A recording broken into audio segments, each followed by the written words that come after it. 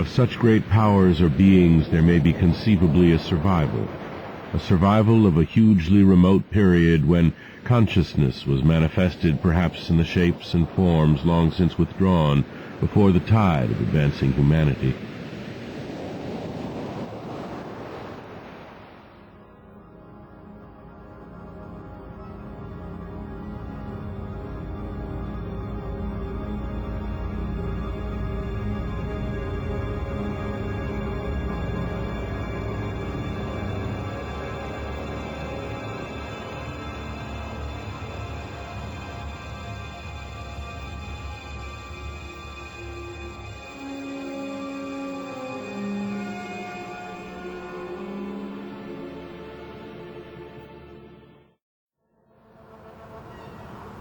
The most merciful thing in the world, I think, is the inability of the human mind to correlate all its contents.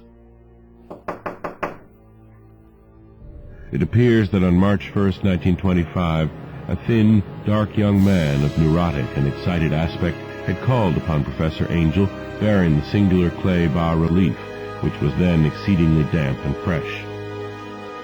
It was then that he began that rambling tale which suddenly played upon a sleeping memory. He had had an unprecedented dream of great cyclopean cities, of Titan blocks and sky-flung monoliths, all dripping with green ooze and sinister with latent horror.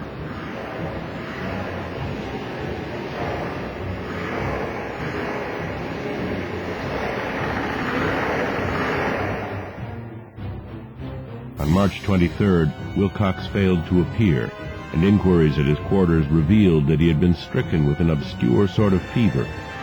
He had cried out in the night, and had manifested since then only alternations of unconsciousness and delirium. The youth's febrile mind, apparently, was dwelling on strange things.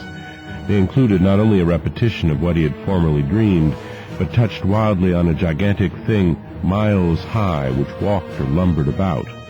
He had no time fully described this object, but occasional frantic words convinced the professor that it must be identical with the nameless monstrosity he had sought to depict in his dream sculpture.